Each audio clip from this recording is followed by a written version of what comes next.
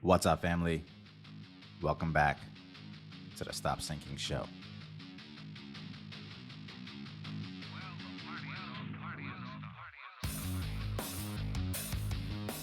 There are days I wake up, soon as I open my eyes, I wake up into a pit of rage.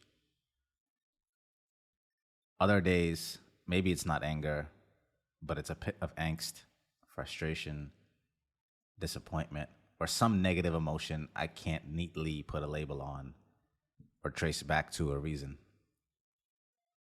I wake up so deep into this feeling that it's not as if it washes over me when I wake up. It's almost as if I've been soaking in it for a while and wake up fully saturated in the feeling of it. Maybe it's the way I slept, the lack of sleep, the quality of it, something unprocessed in my psyche. Whatever it is, it tries to color everything I perceive. If it's anger, it makes me more likely to respond to anything with anger.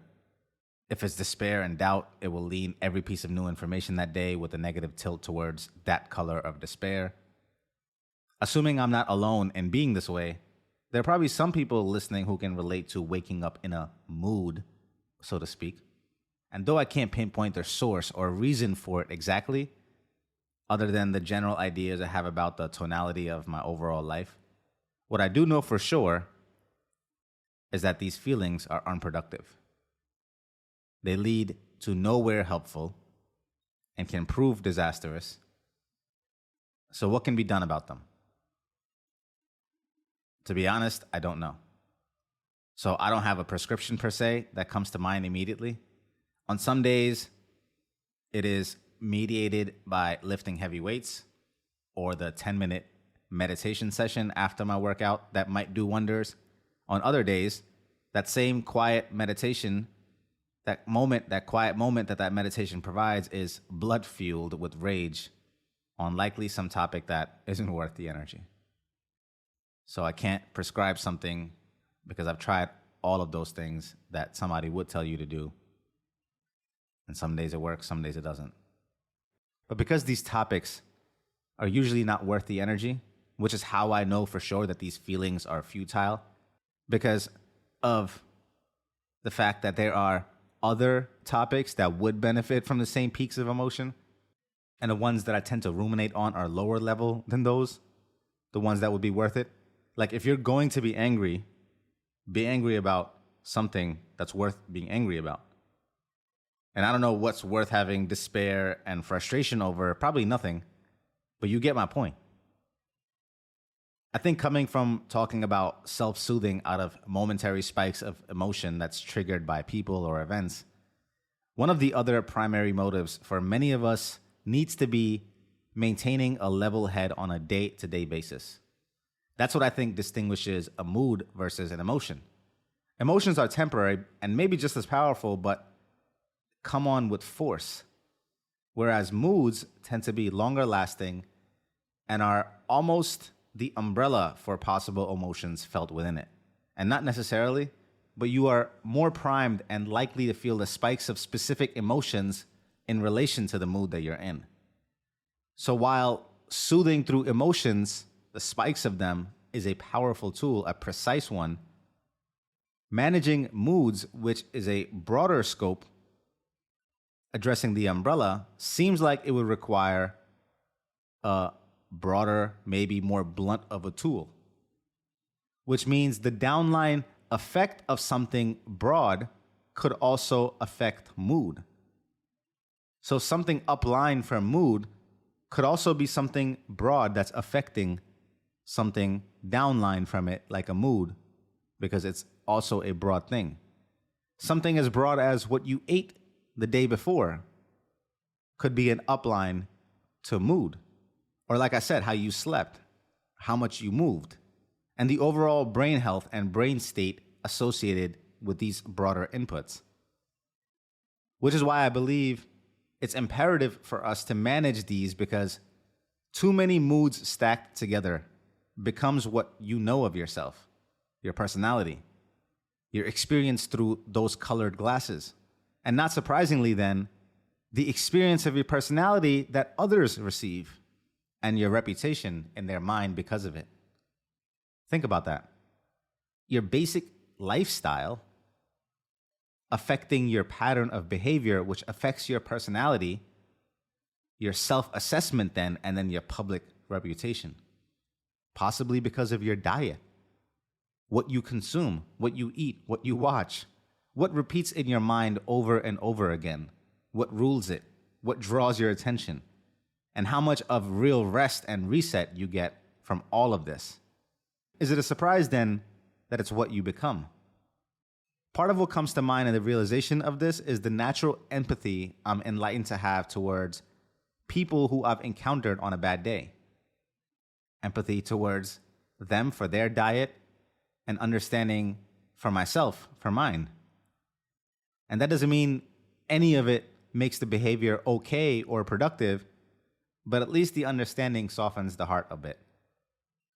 Like most things that are easier said than done, it would seem then to be an important task to pick and choose the moods we would like to have that would be productive, and then work backwards on what it would take to maintain that or attain that. One of those moods that comes to mind is joy. Perpetual joy would be most productive of an emotion to embody, as it is the accompaniment to creative function. Joy is the accompaniment to any creative goal striving. And being that our primary motive in life is to co-create the circumstances of it, to be in charge of the direction of it and cast out from mold what does not exist, to create it, it would seem then that it would be important to try to maintain a joyful experience to at least have a fighting chance at creating something worthwhile in life. And if not joy, at least not be bogged down by the antithesis of joy. Which, if joy promotes creation, it would be fair to say the others erode and cause destruction, anger, frustration, sadness. They anti-create. Now the question remains on how you promote the presence of joy and minimize the other moods.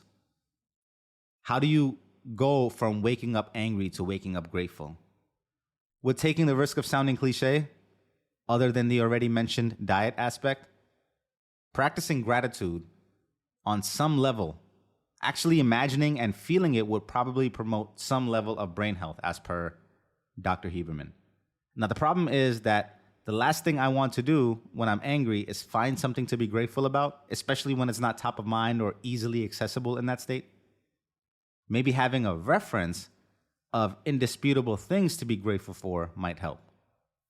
And I've been working on mind maps and lists broken down by people in my life that offer me a hit of emotion when it's most needed. Whatever specific emotion is what that list is for. So let's say I'm unmotivated or lost. I have a list of things that get me hype. And some in there on the list are dark energy type stuff that motivate me, like things I want to avoid or positions I never want to be in again. And others are positioned positively as things I would provide if I follow through and remain motivated.